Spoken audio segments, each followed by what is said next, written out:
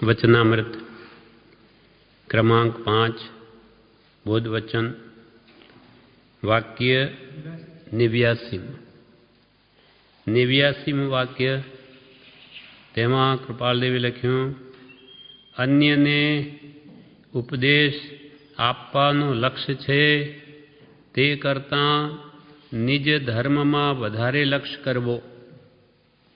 અન્યને ઉપદેશ આપવાનો લક્ષ્ય છે તે કરતાં નિજ ધર્મમાં વધારે લક્ષ્ય કરવો. અન્યને એટલે બીજાને ઉપદેશ આપવાનો લક્ષ્ય છે, એટલે કે બીજાને ઉપદેશ આપવું, મોક્ષ માર્ગે ચઢાવવું, પણ પોતાને જ્ઞાન પ્રાપ્તિ થઈ નથી તો બીજાને એ ક્યાંથી માર્ગે ચડાવે? પોતે જ ભાન ભૂલેલો છે તે બીજાને ક્યાંથી માર્ગદર્શન આપે? એટલે કૃપાલદેવે શું કહ્યું? નહીં દે તું ઉપદેશ કું પ્રથમ લેહી ઉપદેશ. પહેલાં તું બીજાને ઉપદેશ આપમાં તું પોતે લે. પ્રથમ તારા આત્માની શુદ્ધિ કર, તારા રાગ દ્વેષ જ્ઞાન ઘટાડ, બીજાની વાત પછી કરજે. ભગવાન તીર્થંકરો મહાવીર દેવા પણ કેવળના ન થાય ત્યાં સુધી બીજાના ઉપદેશ માટે પ્રવર્તતા નથી, મૌન રહે છે. પહેલાં પોતાની સાધના પોતે પ્રાપ્તિ કર્યા પછી બીજાનું કરે છે, અને તો જ બીજાનું પણ થઈ શકે. એટલે અન્યને ઉપદેશ આપવાનું લક્ષ્ય છે તે કરતાં નિજ ધર્મમાં વધારે લક્ષ્ય કરવો. નિજ ધર્મ, નિજ આત્મધર્મ, તે પ્રાપ્તિ માટે વધારે ધ્યાન આપવું. એટલે પોતાના રાગ દ્વેષ ઘટાડવા, રાગ દ્વેષની પરિણતિને ઘટાડવી તો જ અનંતાનુમની કષાય અને મિથ્યાત્મની મિશ્રમોની સંકિત મોની વગેરે જશે, ત્યારે જ પોતાને જ્ઞાન પ્રાપ્તિ થશે આત્માની. એટલે સ્વ તરફ પહેલાં વિશેષ લક્ષ્ય આપવું. સ્વલક્ષી સાધના હોવી જોઈએ, પરલક્ષી નહીં. પોતે આત્મશુદ્ધિ કરીને પવિત્ર થશે તો આપોઆપ એનો પ્રભાવ બીજા ઉપર પડશે, પણ પોતામાં શુદ્ધિ થયેલી નહીં હશે અને બીજાને શુદ્ધ કરવા મથશે તો બીજાની પણ શુદ્ધિ થશે નહીં, કેમ કે પોતાની થઈ નથી. માટે અન્યને ઉપદેશ આપવાનો લક્ષ્ય છે તે કરતાં નિજ ધર્મમાં વધારે લક્ષ્ય કરવો. યશોવિજયજી મહારાજ કાશી ભણવા ગયા, ઘણા શાસ્ત્રોનો અભ્યાસ કર્યો, તેથી શું વધ્યું? ક્ષોભમ વધ્યો ને પાછો અહમ વધ્યો, અહંકાર વધી ગયો. એટલે બીજા એક પાટ પર બેસે ત્યારે આ પાટ ઉપર પાટો લગાડી ઊંચા બેસે અને ધજાઓ રાખે પાછળ. એમના માજી દાદીમાં એમને વિચાર આવ્યો કે હવે આ જશો અભિમાનમાં ચડી ગયો છે. એટલે એમને ઠેકાણે લાવવા સભા મધ્યે શું પૂછ્યું કે મહારાજ, પહેલાંના જમાનામાં ગૌતમાદિ ગણધરો એ કેટલી ધજાઓ રાખતા હતા અને એ કેટલા પાટો પર બેસતા હતા? ત્યારે શું કહે કે એ તો કંઈ ધજાઓ રાખતા નહોતા. સમજી ગયા, બુદ્ધિમાનો કે લીએ ઇશારા કાફી હે. તરત સમજી ગયા કે હું આ શું કરું છું, ક્યાં ગૌતમ સ્વામીને ક્યાં હું. એ કોઈ ધજાઓ રાખતા નહોતા, પાટો ઉપર પાટો રાખીને બેસતા નહોતા. એમ કે છે હું બીજાને ઉપદેશ આપવા લાગી ગયો અને મારું હજુ ઠેકાણું નથી. એમના ગુરુ વિનય વિજયજી એમણે પણ વિશ્વવિજયજીને કહ્યું કે આનંદગંજીનો સમાગમ કરજો. આનંદગંજીનો પછી આનંદગંજી મળે છે ને સમાગમ કરે છે, એનાથી પછી વિશ્વવિજયજી ઠેકાણે આવે છે અને પછી આત્મદ્રષ્ટિ ખુલે છે. અને ત્યાર પછી આ 8 દ્રષ્ટિની સજ્જા લખે છે. એ ફરી આનંદગંજીએ કહ્યું કે હજુ સમાવો. છતાં એટલું સંસ્કૃતનું ઘણું જ્ઞાન વિશેષ હોવા છતાં ગુજરાતીમાં એટલી રચના કરી એ એમને ઠીક લાગ્યું કે એટલું બધી ગુજરાતીમાં લખ્યું તો એ તો પંડિતાઈ બતાવે, પણ હજુ સમાવો, સમજીને સમાઈ જવા જેવું છે. ત્યાંથી એમની આત્મદ્રષ્ટિ ખુલે છે. પછી આનંદગંજીનો ઘણો ઉપકાર માને છે અને આનંદગંજીના વિશે પણ પદો લખે છે. એમ ગુરુ મળે એ સતમાર્ગ પર જીવ આવે છે. એટલે અન્યને ઉપદેશ આપવાનો લક્ષ્ય છે તે કરતાં નિજ ધર્મમાં વધારે લક્ષ્ય કરવો, નિજ ધર્મ, નિજ આત્મધર્મમાં વિશેષ લક્ષ્ય આપવું. પહેલાં આત્મશુદ્ધિ કરવી. પોતામાં અનંત દોષ પડ્યા છે એટલે આપણને હે પ્રભુ રોજ બોલવા કહે કે બોલો હે પ્રભુ શું કહું? દીના નાથ દયાળ, અને હું તો દોષ અનંતનું ભાજન છું. હે ભગવાન, મારામાં તો અનંત દોષો ભરેલા છે અને આપ અનંત ગુણના ધામ છો. આત્મા તો પ્રત્યેકનો અનંત ગુણનો પિંડ જ છે, પણ એ બધા ગુણો આજે દોષ રૂપે પરિણમેલા છે. માટે આપણને સ્મૃતિ આપે છે કે રોજે તારી જાતને વિચાર, વર્તમાન સ્થિતિ તારી અનંત દોષથી ભરેલી છે. એટલે એને અહમ ના આવે, અહંકાર ના આવે. એટલે પહેલાં તો આ પોતાના દોષો કાઢે, આત્મશુદ્ધિ કરે, એ પણ સદગુરુના કહેવાથી કરે. પોતે તો અનંતકાલથી દોષોને દૂર કરી શક્યો નથી. એટલે યમ નિયમ બોલવા કહ્યું કે યમ નિયમ સંયમ આપ કિયો, જપ તપ સાધન બાર અનંત કિયો, તદપી કछु હાથ હજુ ન पर्यो, अब क्यों न विचार है मन से कछु और रहा उन साधन से.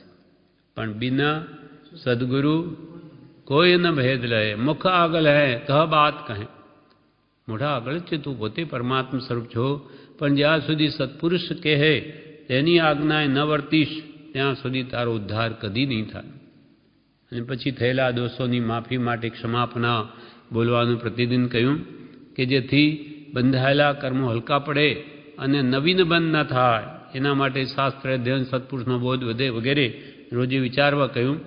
આ ક્રિયાઓ કરવાથી વર્તમાન શુદ્ધિ આત્માની થઈ અને એનો જે સહજાત્મ સ્વરૂપમય અનંત શુદ્ધ સ્વભાવ છે તે પ્રગટ થશે. એ પ્રગટ થયા પછી બીજાની વાત છે. સ્વાત્મ શુદ્ધિ પહેલાં, પછી બીજાની શુદ્ધિની વાત છે. એટલે અન્યને ઉપદેશ આપવાનો લક્ષ્ય છે તે કરતાં નિજ ધર્મમાં વધારે લક્ષ્ય કરવો, પોતાના આત્માની શુદ્ધિ તરફ વધારે ધ્યાન આપવું. અને જેમ જેમ જીવ સમજશે વાસ્તવિક તત્વ તેમ તેમ સમાઈ જશે.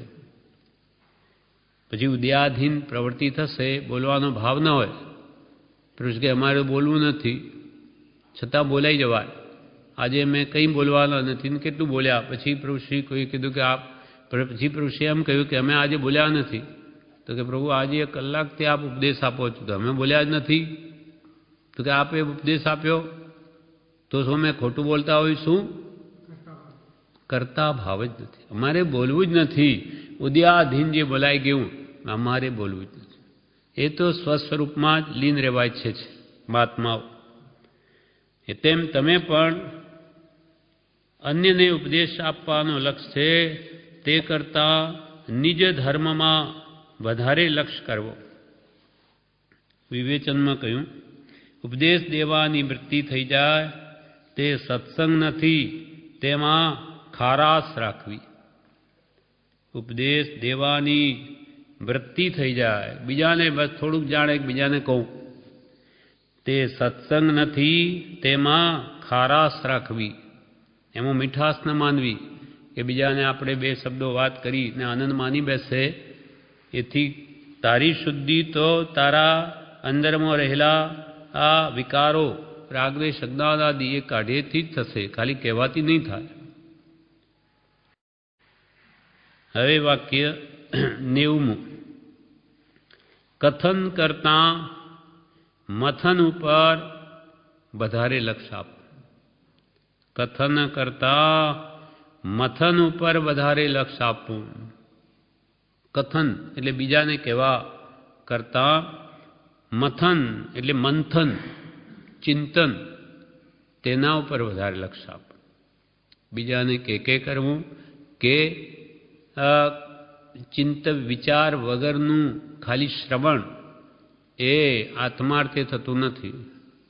કેમ કે શ્રવણ એ તો પવનની લહેર માફક છે, આવ્યું ને ગયું. મનનથી છાપ પડે છે અને નિધિધ્યાસનથી તે ગ્રહણ થાય છે. એટલે કૃપાલદેવ કે કથન કરતાં મથન પર વધારે લક્ષ આપવું. ખાલી કહીને રાજી થવા કરતાં ભગવાન તેનું કહેવાનું શું રહસ્ય છે, જે અવગાહન કાજ તે નિત્ય વિચારમાં કરી મતાંતર ત્યાજ, મતાંતરને ત્યાગી દઈ અને ભગવંતોએ જે ગ્રંથોનું રહસ્ય એક સ્થિરતા લાવી ઊંડાણથી વિચારવા કહ્યું તે કરો. કથન એટલે કહેવા માત્રથી કલ્યાણ નથી.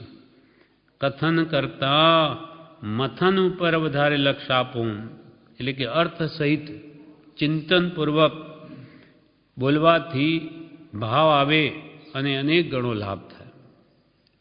નહીં તો પોપટવાળું રામ રામ, રામ તે દાડમ કે દ્રાક્ષ, એ જેમ પોપટને ખબર નથી તેમ આપણે ભગવાને કહ્યું કે દેહથી આત્મા ભિન્ન છે એટલે આપણે બોલીએ ભિન્ન છે. પણ કેવી રીતે ભિન્ન છે? એટલે ભિન્ન છે તો મને એક મેં કેમ ભાસે છે? એ ઊંડાણથી એ તત્વનું સ્વરૂપ ન વિચારે તો વસ્તુ સ્વરૂપ કદી ખ્યાલમાં ના આવે. માટે ઔષધ વિચાર ધ્યાન કર, વિચાર તો પામ. વિચાર વગર કલ્યાણ નથી. વિચાર તો મહાન યોગ છે. યોગ અનેક છે જેને કયા, તેમાં વિચાર પણ મહાન યોગ છે. એટલે કૃપાલ કે વિચાર વિના આત્મજ્ઞાન થાય નહીં. અને અસત પ્રસંગ અને અસત્સંગથી જીવનું વિચાર બળ પ્રવર્તતું નથી. કથન કરતાં મથન ઉપર વધારે લક્ષ આપવું. મથન એટલે મંથન, ચિંતન. ચિંતન ન કરે એટલે કે અર્થ સમજે નહીં ને ખાલી બોલ કરે તેનું શું ફળ આવે? તેના ઉપર એક કૃપાલદેવે એક દૃષ્ટાંત કહ્યું છે. તત્વ સમજવું, વિશેષ વિચારપૂર્વક તત્વ સમજવું કે ભગવંતે શું તત્વ કહ્યું, એમાં રહસ્ય શું જણાવ્યું છે. મોક્ષમાળા પાઠ 26માં કહ્યું કે જે વચનામૃતો મુખપાઠે કર્યા હોય તે અર્થ સહિત હોય તો બહુ ઉપયોગી થઈ પડે. આપણે મુખપાઠે મોઢે કરી લીધું પણ એનો શું અર્થ એ જો જાણીએ તો વિશેષ લાભ થાય, તો બહુ ઉપયોગી થઈ પડે. નહીં તો પોપટવાળું રામ નામ, પોપટને કોઈ પરિચય રામ નામ કહેતા શીખવાડે અભ્યાસથી, પરંતુ પોપટની ભલા જાણે કે રામ તે દાડમ કે દ્રાક્ષ શું છે. રામ પોપટને કે રામ રામ કે રામ રામ, એને શીખવાડ્યું રામ છે શું, કે દાડમનું નામ છે કે દ્રાક્ષનું કે શું વસ્તુ છે. સામાન્ય અર્થ સમજ્યા વગર એવું થાય છે. કચ્છી વેશ્યોનું દ્રષ્ટાંત એ કહેવાય છે તે કંઈક હાસ્યયુક્ત છે ખરું, પરંતુ એમાંથી ઉત્તમ શિક્ષા મળી શકે એમ છે, એટલે અહીં કહી જઉં છું. કચ્છી વાણિયાઓનું એક દ્રષ્ટાંત કે અશ્વાયુગ જેવું છે, વિનોદવાળું, છતાં પણ એથી આપને શિક્ષા મળે છે આપણને, એટલે અહીંયા કહી જઉં છું. કચ્છના કોઈ ગામમાં શ્રાવક ધર્મ પાળતા રાયસિંહ, દેવસિંહ અને ખેતસિંહ એમ 3 નામધારી ઓસવાળ રહેતા હતા. નિયમિત રીતે તેઓ સંધ્યાકાળે અને પરોઢીએ સવારે પ્રતિક્રમણ કરતા હતા. પરોઢીએ એટલે સવારમાં રાયસિંહ પ્રતિક્રમણ કરાવે અને સંધ્યાકાળે દેવસિંહ ભાઈ પ્રતિક્રમણ કરાવતા હતા. રાત્રિ સંબંધી પ્રતિક્રમણ રાયસિંહ કરાવતો અને સંબંધે રાયસિંહ પરિક્રમણો ઠાયમી, રાત સંબંધી છે એટલે પોતે રાયસિંહભાઈ બોલાવે એટલે કે રાયસુ પરિક્રમણ ઠાયમી એ બોલે. એમ બોલાવતું પડતું બોલાવવું પડતું. તેમજ દેવસીને દેવસી પડીકમો ઠાયમ, દેવસીભાઈ પછી સાંજે કરાવે એટલે એવી બોલે દેવસી પડીકમ ઠાયમી. એમ સંબંધ હોવાથી બોલાવવું પડતું. યુગાનુયુગે ઘણાના આગ્રહથી એક દિવસ સંધ્યાકાળે ખેતસીને બોલાવવા બેસાડ્યો. ખેતસીએ જ્યાં દેવસી પડીકમો ઠાયમી એમ આવ્યું ત્યાં ખેતસી પડીકમણો ઠાયમી એ વાક્યો લગાવી દીધા. એ સાંભળી બધા હાસ્યગ્રસ્ત થયા અને પૂછ્યું, આમ કાં એમ કેમ બોલો છો? દેવસી પડીકમ ઠાયમ એના બોલે ખેતસી પડીકમ ઠાયમી. ત્યારે ખેતસી બોલ્યો, વળી આમ તે કેમ? ત્યાં ઉત્તર મળ્યો કે ખેતસી પડીકમણો ઠાયમી એમ તમે કેમ બોલો છો? ખેતસીએ કહ્યું, હું ગરીબ છું એટલે મારું નામ આવ્યું. ત્યાં પાદરી તકરાર લઈ બેઠા, પણ રાયસી ને દેવસી માટે તો કોઈ દિવસ કોઈ બોલતા પણ નથી. રોજે સવારમાં રાયસીભાઈ બોલે, સાંજે દેવસી પડીકમનો ઠાયમી, એમના માટે તો તમે કંઈ કહેતા નથી. આ લોકો પૈસાદાર છે, હું ગરીબ છું એટલે મારી વાત તમે લઈ બેઠા. એની એમ કહે તો પછી હું ખેતસી પડીકમનો ઠાયમી એમ કાં ન કહું? એની ભદ્રિકતાએ તો બધાને વિનોદ ઉપજાવ્યો. પછી અર્થની કારણ સહિત સમજણ પાડી એટલે ખેતસી પોતાના મુખપાઠી પ્રતિક્રમણથી શરમાયો. મેં તો ખાલી મોઢે કરેલું, મને તો કંઈ અર્થ પણ ખબર નથી. એટલે આ લોકો બધા રોજ પોતાનું નામ લગાડે એટલે એમ જાણે મારું નામ હું લગાડ્યું મેં આજે, તેમાં શું ખોટું કર્યું? એ દેવસી શું, રાયસું શું, પડીકમણું શું? જેમ આપણે મિચ્છામી દુક્કડમ, પણ મિચ્છામી દુક્કડમ શું? એમ કંઈ ભાન ન હોય ને રૂઢિગ્રસ્ત બોલ્યા કરીએ છીએ તો એમાં વિશેષ લાભ નથી. જોકે મહાપુરુષના વચનો બોલવાથી કંઈ પાપ ન બંધાય, ગોળ તો ગળ્યો જ લાગે, તેમ એનાથી પુણ્ય જ બંધાય. પણ એક ભાવ સહિત હોય તો એનો હજારો ગણો લાભ થાય, અનેક ગણો લાભ થાય. કૃપાળુ દેવે પણ એકવાર શંકરભાઈના પ્રસંગમાં આવે છે, કહ્યું છે કે મારું ગાયું ગાશે તે જાજા ગોદા ખાશે, અને સમજીને ગાશે તે વહેલો વૈકુંઠ જાશે. છે નરસિંહ મહેતાનું. એટલે કૃપાળુ દેવે આ કહ્યું શંકરભાઈને. એટલે શંકરભાઈના પ્રસંગમાં આ વાત આવે. કૃપાળુ દેવે બાળક હતા ત્યારે આ વાત કરેલી. મારું ગાયું ગાશે તે તો જાજા ગોદા ખાશે, સમજીને ગાશે તે વહેલો વૈકુંઠ જાશે. એકવાર કૃપાળદેવની પાસે આપણા મુમુક્ષો કૃપાળદેવ જેવું બંડી, પેલું બંડીવાળું પહેરણવાળું છે ને, બધું એવું પહેરણ સીવડાવીને આવીને બેઠા. હા, એટલે કૃપાળદેવ કે આવું કરવાનું નથી, તમે નકલ કરીને અમારી જેમ વેશ પહેરી લો, તેથી જાણે કે ગુણ આવી જવાના નથી. એટલે બાહ્યની નકલ કરવાની નથી, અંતરંગ પછી નકલ કરો તો અંદર નહીં કરો. અંદર તો ખાલી છે, અંદર તો રાગ દ્વેષ વિકાર ભાવો ભરેલા, અને બહારથી સફેદાઈ બતાવો ક્યાંથી આવે? એમ વસ્તુ સ્વરૂપ સમજવું જોઈએ, તત્વ સમજવું જોઈએ. કૃપાલ કે આ તો એક સામાન્ય વાર્તા છે, પરંતુ અર્થની ખૂબી ન્યારી છે. તત્વજ્ઞ તે પર બહુ વિચાર કરી શકે, બાકી તો ગોળ ગળ્યો જ લાગે. તેમ નિર્ગ્રંથ વચના મૃતો પણ સતફળ જ આપે. અહો, પણ મર્મ પામવાની વાતની તો બલિહારી છે. ભગવંતે શું કહ્યું એનો મર્મ રહસ્ય સમજવો એની તો બલિહારી જ છે. જેમ કે પંચકલ્યાણની પૂજામાં આવે, ઇન્દ્રાણી મુખ દેખ કે હરિ હોત હે રાજી. ત્યારે એનો અર્થ શું કરે? ઇન્દ્રાણી મુખ, ઇન્દ્રાણીનું મોઢું જોઈને હરિ એટલે ભગવાન રાજી થયા. ઇન્દ્રાણી મુખ દેખ કે હરિ હોત હે રાજી, આ અર્થ એનો નથી. ઇન્દ્રાણીએ હરિનું મુખ જોઈ ને તે રાજી થઈ, એના બદલે ઊંધું લગાડી દે. ઇન્દ્રાણી મુખ દેખ કે હરિ હોત હે રાજી, એટલે ઇન્દ્રાણી મુખ દેખ કે હરિ, હરિનું મુખ ઇન્દ્રાણીએ જોઈ અને તે રાજી થઈ, તેના બદલે ઊંધું લગાડી દીધું. એમ અર્થ ન સમજે તો વિપરીત ભાવ થઈ જાય, અર્થનો અનર્થ થઈ જાય. એટલે અહીંયા કૃપાલદેવે કહ્યું, કથન કરતાં મથન ઉપર વધારે લક્ષ આપ. તમે કંઈક બોલો છો કે વાંચો છો કે સાંભળો છો, તેના કરતાં મથન એટલે મંથન, ચિંતન, એના પર વિશેષ ધ્યાન આપો. એટલે સાંભળવા કરતાં પણ વિચારવામાં વિશેષ કાળ ગાળવો. કથન કરતાં મથન પર વધારે લક્ષ આપવું. વિવેચનમાં મથન એટલે ચારે બાજુથી વિચારી સાર ગ્રહણ કરવો.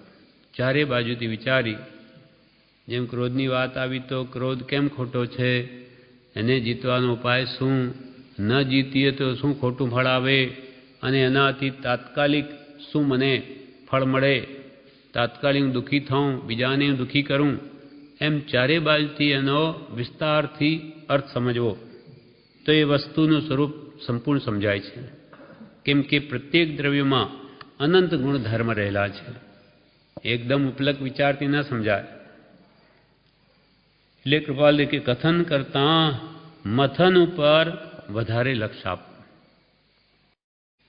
હવે વાક્ય 91. વીરના માર્ગમાં સંશય કરશો નહીં. વીરના માર્ગમાં સંશય કરશો નહીં. વીર, મહાવીર, વર્તમાન અંતિમ ભગવંત મહાવીરનું શાસન ચાલે છે. તે મહાવીરના માર્ગમાં, ભગવાન મહાવીરનો માર્ગ કૃપાલદેવે આપણને બતાવ્યો. સત્પુરુષો તીર્થંકર ભગવંતના માર્ગનો આશ્રય ગ્રહણ કરીને આપણને સમજાવે, એને જ અનુસરે, પોતે તીર્થ સ્થાપે નહીં, પણ તીર્થંકરોએ જે કહ્યું હોય તે આપણને સમજાવે. એટલે વીરના માર્ગમાં સંશય કરશો નહીં.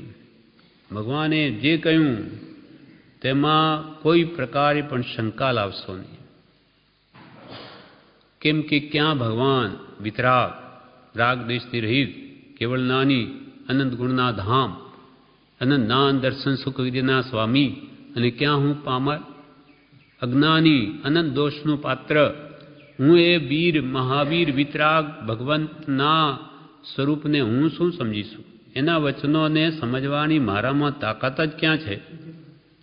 જ્યાં એક એક શબ્દમાં અનંત આગમ રહ્યા છે તે હું શું સમજી શકું? હું પામર શું કરી શકું? અથવા અધમમાં અધમ હું છું તે આપણું માપ ન કાઢી શકું. એટલે એવા પુરુષોના વચનોમાં, મણીના ઘરમાં કદી પણ કાણું શોધવાનો પ્રયત્ન ન કરવો. વીરના માર્ગમાં સંશય કરશો નહીં. જો શંકા હોય તો પુરુષાર્થ ધર્મ વર્ધમાન ન થાય. આપણે શંકા રહ્યા કરે કે ભગવાને કહ્યું સત્ય હશે કે નહીં, એટલે આપણો પુરુષાર્થ ધર્મ વધે નહીં. મંદતા બની રહે. દુકાન કરે પણ લાભ થશે કે નહીં, લાભ થશે કે નહીં, એમ જ કર્યા કરે તો પુરુષાર્થ ધર્મ બંધ રહે. શંકા ન રાખવી, પુરુષાર્થ કરે જ જવું. અને ભગવંત તો કેટલી ઊંચી વાત છે એનો પહેલો મહાત્મ્ય સમજવું. પછી કંઈ પણ શંકા રાખ્યા વગર એના માર્ગમાં ચાલ્યા જ કરવું. જ્યાં શંકા ત્યાં ગણ સંતાપ, જ્ઞાન તહાં શંકા નહીં સ્થાપ. વીરના માર્ગમાં સંશય કરશો નહીં, એટલે કિંચિત પણ શંકા લાવશો નહીં. એ વિશે હરમન જેકોબીનો એક દાખલો છે. મોક્ષમાળા આમાં 17 પાઠ તત્વો વિશે કૃપાલદેવ કે તત્વાબોધ વિશે લખ્યા છે. એમાં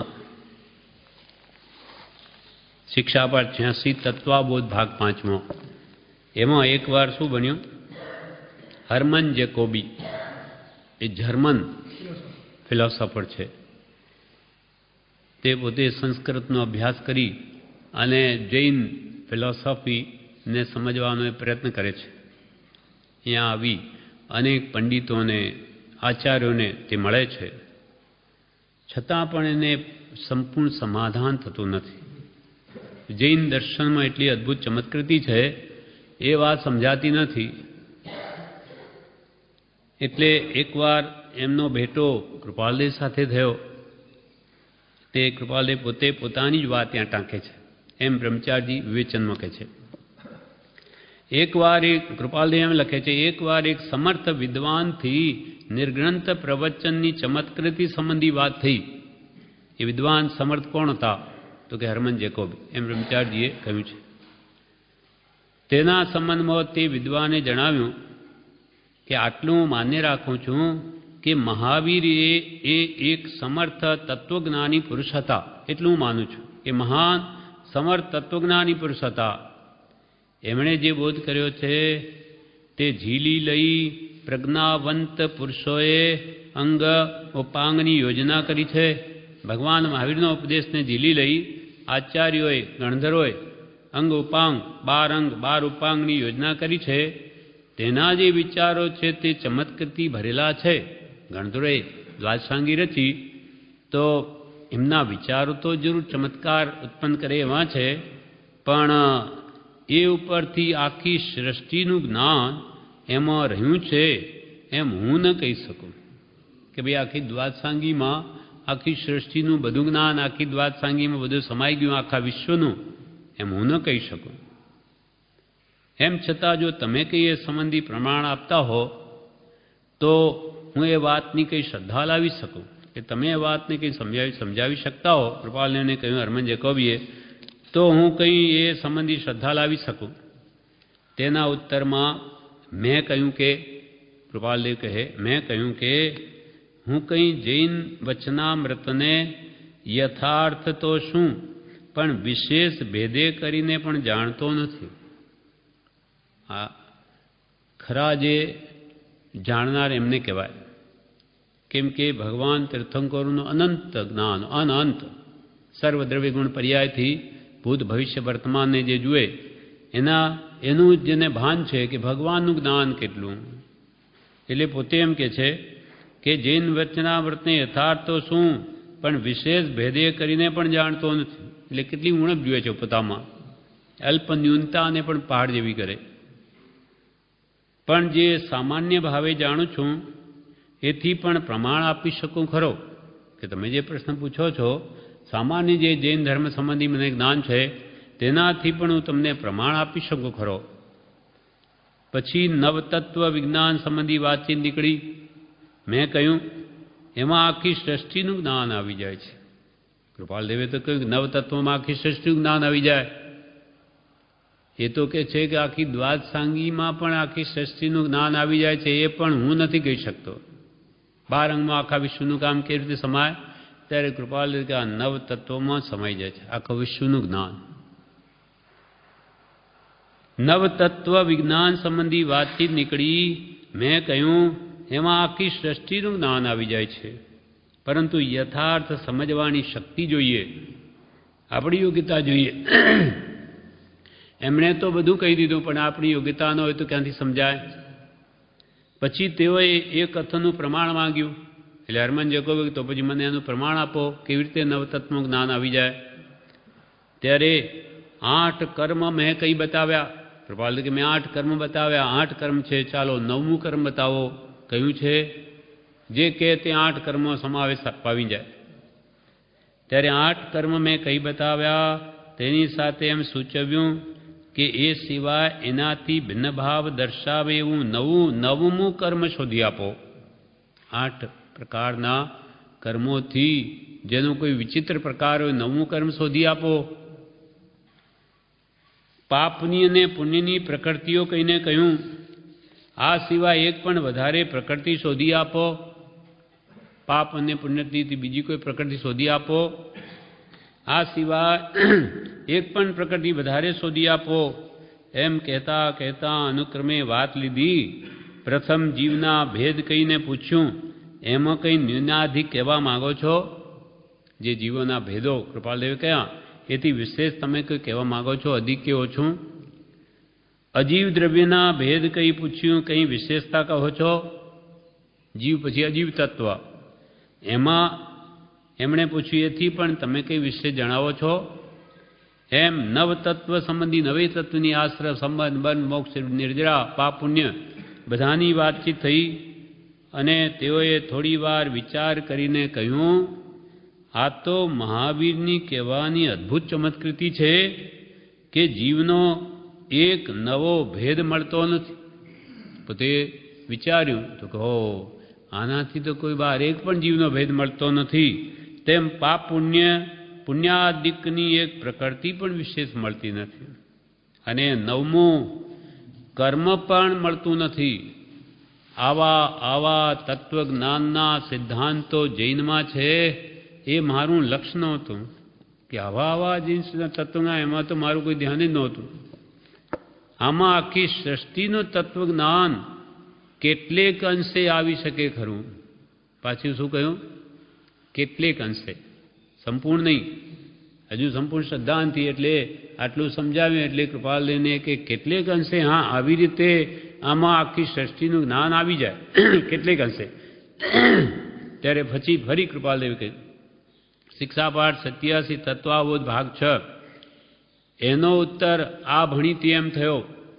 એટલે મારા ભણીતી એનો ઉત્તર એમ આપ્યો કે હજુ આપ આટલું કહો છો તે પણ જૈનના તત્વ વિચારો આપના હૃદય આવ્યા નથી ત્યાં સુધી. આપ હજુ જૈન તત્વજ્ઞાનને સમજ્યા નથી ત્યાં સુધી એટલું કહો છો. પરંતુ મધ્યસ્થતાથી સત્ય કહું છું કે એમાં જે વિશુદ્ધ જ્ઞાન બતાવ્યું છે તે ક્યાંય નથી. એટલે ભગવાન તીર્થંકરોએ કેવળ જ્ઞાનથી સકળ વિશ્વનું સ્વરૂપ જોઈને જે જ્ઞાન બતાવ્યું તે કોઈ ધર્મમાંથી ક્યાંય નથી. અને સર્વ મતોએ જે જ્ઞાન બતાવ્યું છે તે મહાવીરના તત્વજ્ઞાનના એક ભાગમાં આવી જાય છે. એનું કથન સ્યાદ્વાદ છે, એક પક્ષી નથી. ભગવાન મહાવીરે જે તત્વજ્ઞાન કહ્યું અને બીજા બધા મતોવાળોએ, સર્વધર્મ મતોએ જે કહ્યું એ તો ભગવાન મહાવીરના તત્વજ્ઞાનના એક ભાગમાં જ આવી જાય. અને ભગવાન મહાવીરનું કથન કેવું છે? સ્યાદ્વાદ છે, અપેક્ષા સહિત છે, એક પક્ષી નથી, એકાંતે નથી.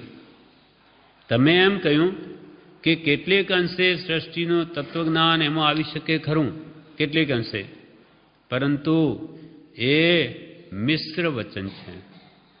તમે તો આ ભેળસેળવાળી વાત કહી, નરોવા કુંજરોવા જેવી. હા, થોડુંક તો એમાં આવી શકે ના, એટલે પરંતુ એ મિશ્ર વચન છે. અમારી સમજાવવાની અલ્પજ્ઞતાથી એમ મને ખરું. વળી કૃપાલદેવ શું કે, અમે કંઈ સર્વજ્ઞ નથી એટલે અમે તમને કદાચ પૂરેપૂરું એનું તત્વ ન સમજાવી શકીએ એટલે તમને એવું લાગે ખરું, પણ ભગવાને તો સત્ય જ કહ્યું છે સંપૂર્ણ. અમારી સમજાવવાની અલ્પજ્ઞતાથી એટલે અમારામાં સર્વજ્ઞતા નથી તેથી એમ બને ખરું, પરંતુ એથી એ તત્વમાં કંઈ અપૂર્ણતા છે એમ તો નથી જ. આ કંઈ પક્ષપાતી કથન નથી કે ભાઈ અમે જૈનને માનીએ છીએ એટલે જૈન ધર્મ જ સત્ય છે. આ કંઈ પક્ષપાતી કથન નથી. વિચાર કરી આખી સૃષ્ટિમાંથી એ સિવાયનું એક 10મું તત્વ શોધતા કોઈ કાળે તે મળનાર નથી. આખા વિશ્વમાંથી 9 તત્વ પછીનું કોઈ 10મું તત્વ તમે શોધવા બેસો તો તમને કોઈ કાળે નહીં મળે, કેમ કે છે જ નહીં. વિચાર કરી આખી સૃષ્ટિમાંથી એ સિવાયનું એક 10મું તત્વ શોધતા કોઈ કાળે તે મળનાર નથી. એ સંબંધી પ્રસંગોપાત આપણે જ્યારે વાતચીત અને મધ્યસ્થ ચર્ચા થાય ત્યારે નિશંકતા થાય. આપણા વિશે વિશેષ ચર્ચા થાય તો તમને વિશેષ નિશંકતા થાય. ઉત્તરમાં તેઓએ કહ્યું, આ ઉપરથી મને એમ તો નિશંકતા છે કે જૈન અદ્ભુત દર્શન છે. શ્રેણીપૂર્વક તમે મને કેટલાક નવતત્વના ભાગ કહી બતાવ્યા ક્રમપૂર્વક. તેથી હું એમ બે ધડક કહી શકું છું કે મહાવીર ગુપ્ત ભેદને પામેલા પુરુષ હતા. અહીંયા સુધી આવ્યા કે ગુપ્ત રહસ્યને પામેલા હતા. એમ સહજતા જ વાત કરીને ઉપન્નેવા વિઘ્નેવા ધુવેવા એ લબ્ધી વાક્ય મને તેઓએ કહ્યા. એમણે સાંભળેલા ઉત્પાદ વેને ધ્રુવ એ વાક્યો મને કહ્યા. તે કહી બતાવ્યા પછી તો એમ જણાવ્યું કે આ શબ્દોમાં સામાન્ય અર્થમાં તો કોઈ ચમત્કૃતિ દેખાતી નથી. ઉપજવું, નાશ થવું અને અચળતા એમ ત્રણેય શબ્દોનો અર્થ છે. પરંતુ શ્રીમાન ગણધરોએ તો એમ દર્શિત કર્યું છે કે વચનો ગુરુમુક્તિ શ્રવણ કરતા આગળના ભાવિક શિષ્યોને દ્વાજ સાંગીનું આશય ભરિત જ્ઞાન થતું હતું. પણ ગણધરોએ તો એમ કહ્યું કે આગળના ભાવિક શિષ્યોને ગુરુમુક્તિ કેમ સાંભળ્યું કે આગળના ભાવિક શિષ્યોને આ દ્વાજ સાંગીનું આશય ભરિત એટલે માર્મિક અર્થ સહિત જ્ઞાન થઈ જતું હતું. એ માટે મેં કંઈક વિચારો પહોંચાડી જોયા, છતાં મને તો એમ લાગ્યું કે બનવું અસંભવિત છે. આવી રીતે કંઈ ઉપનેવા, વિજ્ઞેવા, ધ્વેવા, ઉત્પાદ, વે, ધ્રુમ, સત આલા ત્રણ શબ્દોથી આખી દ્વાજ સાંગીનું આખું વિશ્વનું જ્ઞાન થઈ જાય એ મને તો સંભવ નથી લાગતો. કારણ અતિ સૂક્ષ્મ માનેલું સિદ્ધાદિક જ્ઞાન એમાં ક્યાંથી સમાય? અતિ સૂક્ષ્મ જે તત્વજ્ઞાન છે એ ત્રણ શબ્દોમાં કેવી રીતે આવી જાય?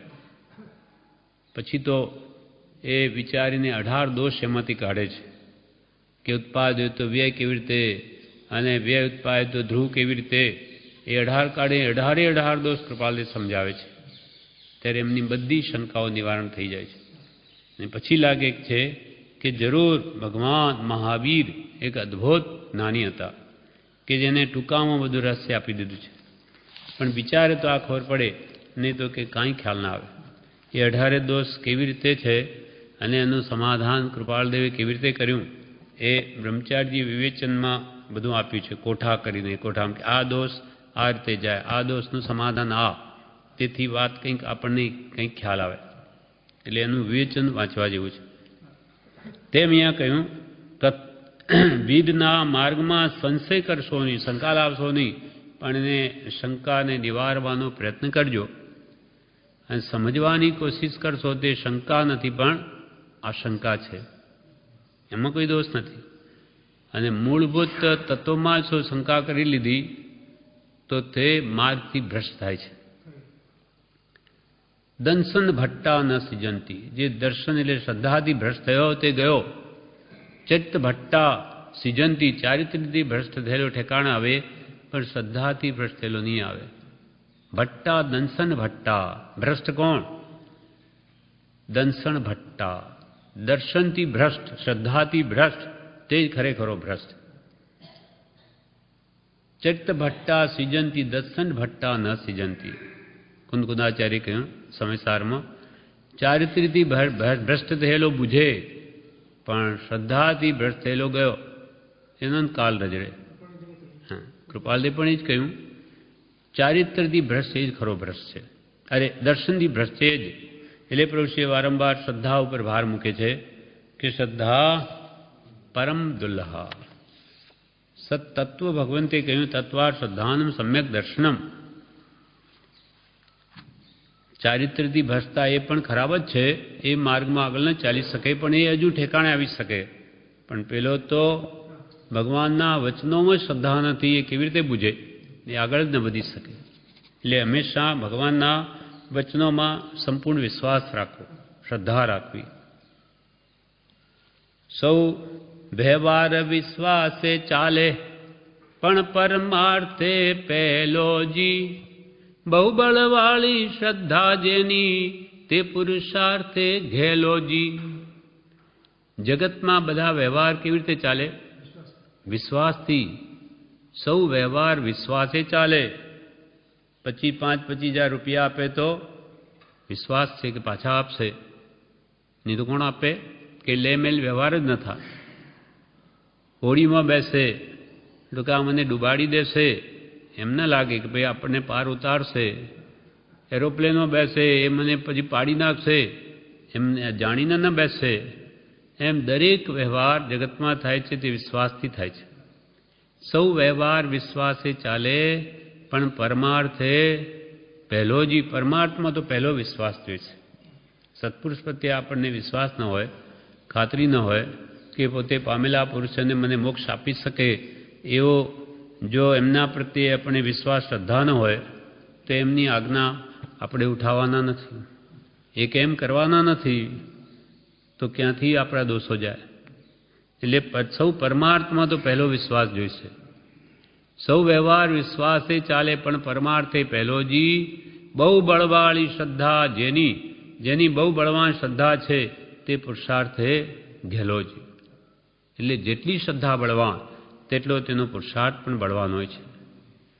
કેમ કે દ્રઢ બેસી ગયો વાત, એટલો પછી રાત દિવસે પુરુષાર્થ કરે કે થી મને જરૂર જ્ઞાન થશે, મુક્તિ થશે, સર્વ દુઃખથી છૂટી જઈશ, એવી શ્રદ્ધા પહેલાં હોવી જોઈએ, તો જ પુરુષાર્થ બળ વધે છે.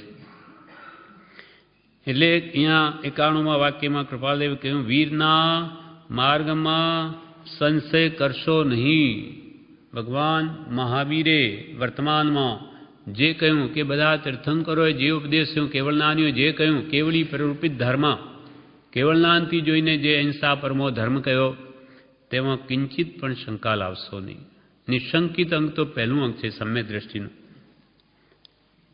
વીરના માર્ગમાં સંશય કરશો નહીં. વિવેચનમાં કહ્યું, આજે કે લાખો વર્ષે એ જ હિતકારી, કારણ તેઓ સ્વાર્થને અજ્ઞાન રહિત હતા. ભગવાન તીર્થંકરો અજ્ઞાનથી રહિત હતા. એમના જ્ઞાનથી કોઈ બહાર નહોતું, એટલે કોઈ દિવસ ભૂલથી પણ એ કંઈ બીજું કહી ન શકે. ભાઈ અજ્ઞાનવશ કહેવાય જાય તો કે અજ્ઞાન તો હતું જ નહીં એમાં, એ તો સર્વજ્ઞ પુરુષો હતા. અથવા કોઈ ક્રોધમાન માયા લોભાદી કષાયવશ જૂઠું બોલી જાય તો કે ભગવાનમાં તો કષાય બી નહોતા. એ સંપૂર્ણ કષાય રહિત વિતરાગ સર્વજ્ઞ ભગવંતની વાણી એ સંપૂર્ણ જ હોય, એમાં એક અનંતાંશ પણ દોષ ન હોય. જે કંઈ પણ આપણને ન સમજાય આપણી ખામી છે. એમ આજે કે લાખો વર્ષો પછી પણ એ જ હિતકારી છે. ભગવાનના તત્વોને માન્ય કરે જ છૂટકો છે કે એથી જીવની મુક્તિ થાય. કારણ તેઓ સ્વાર્થને અજ્ઞાન રહિત હતા. કોઈ સ્વાર્થવશ જૂઠું બતાવી દે તો ભગવાનને તો કોઈ સ્વાર્થ પણ નહોતો, એ તો સંપૂર્ણ પામેલા પુરુષ હતા. એટલે એમના કથન ઉપર સંપૂર્ણ શ્રદ્ધા રાખવી. 92મું વાક્ય, તેમ ન થાય તો કેવડી ગમ્ય એમ ચિંતવજો, એટલે શ્રદ્ધા ફરશે નહીં. કે ભાઈ કોઈ કારણસર તમે વાત સમજવા પ્રયત્ન કરો છતાં ન સમજાય. જેમ કે કંદમૂળના 100 જેટલા ભાગમાં અનંત યુવો કહ્યા ભગવંતે, તો કે એવું કેમ બની શકે? એમ હોઈ શકે નહીં. એટલી જગામાં અનંત યુવો કેવી રીતે રહી શકે? અથવા અહીંયા ઠાંસીને સૂક્ષ્મ એકેન્દ્રિયો ભરેલા છે, એ કેવી રીતે હોઈ શકે? વાત બેસતી નથી. તો કે કેવળી ગમે રાખો. તમને વાત ન બેસે એ કેવળ નાની જાણે એમ રાખો, પણ તમે એનો નિર્ણય નહીં લઈ લો તમારી બુદ્ધિથી. તમારી બુદ્ધિ બહુ ટૂંકી છે, તમે તો ઘણું બધું નથી જાણતા. એમ તેમ ન થાય તો કેવળી ગમ્ય. કેવળી ગમ્ય, કેવળીની સમજણમાં જે હોય તે મને નથી સમજાતું. તેમ ન થાય તો કેવળી ગમ્ય એમ ચિંતવજો, એટલે શ્રદ્ધા ફરશે નહીં. એ તમારી શ્રદ્ધા નહીં ફરે. વિવેચનમાં કહ્યું, મારી શંકાઓ ખોટી છે, કેવળીએ જાણ્યું તે સાચું એમ શ્રદ્ધા રાખવી. મને જે શંકા થાય મને નથી સમજાતું, મારી અજ્ઞાનતા છે, બાકી કેવળીએ જાણ્યું તે જ સાચું, એ તો દ્રઢ શ્રદ્ધા રાખો. કેમ કે અહીંયા અનંત જીવો ઠાંસીને કાજલના કૂપાની જેમ ભરેલા ન હોય તો એ જ્ઞાનીઓને કહેવાથી, કેવળ જ્ઞાનીઓને કહેવાથી શું લાભ? પાણીના એક બુંદમાં પણ આ જળ જ કાયા છે, જેની એવા બધા જીવો ન હોય તો ભગવાનને કહેવાથી લાભ શું? પણ જેમ છે તેમ કહ્યું છે. દરેક દ્રવ્યનું સ્વરૂપ વસ્તુનું જેમ છે તેમ ભગવાને ભાગ્યું. નરગતિ છે તે ભોગી વિશેષના સ્થાનક દ્રવ્ય સ્વભાવ, તેથી કહ્યું. પણ ગહન વાત છે શિષ્યા કહી સંક્ષેપે સાવ, તને એકદમ ન સમજાય. આગળ વધ, તારી દશા વધાર, પછી તને બધું જ ખ્યાલમાં આવી જશે. પણ નહીં કરીને તું પાપમાં જ પ્રવૃત્તિ કરવા મંડી પડ્યો કે સ્વર્ગ નરક કંઈ છે જ નહીં, તો તારી દુર્દશા થઈ જશે. પછી ત્યાં પડ્યો ને આ રિસ્ક લીધી નરગતિમાં ગયો, પછી કે હું તો અહીંયા મને ખબર નહોતી, મને વાત બેઠી નહીં, એટલે મારે અહીંયા આના ફળ ભોગવા પડે, ત્યાં કંઈ ચાલશે નહીં. ચોરી કરે જજ પછી સજા આપે તો કે મને ખબર નહોતી, તો કે ત્યાં ચાલે નહીં. તને ખબર નથી તો હવે સજા ભોગવ, પછી તને ખબર પડશે કે ચોરીનું ફળ શું હોય છે, બીજી વાર નહીં કરતો. એમ કોઈ પણ ભૂલની માફી નથી, ભોગવવું જ પડશે. માટે ભગવાન કે તે માન્ય કરી લેવું તો કેટલાય દુઃખોથી કે પાપોથી આપણે છૂટી જઈશું. કથન કરતાં મથન પર વધારે લક્ષ આપવું. વીરના માર્ગમાં શંકા કરશો નહીં. 92 વાક્ય તેમ ન થાય તો કેવડી ગમ્ય એમ ચિંતવજો, એટલે શ્રદ્ધા ફરશે નહીં. એટલે તમે શ્રદ્ધાથી ભ્રષ્ટ નહીં થાઓ.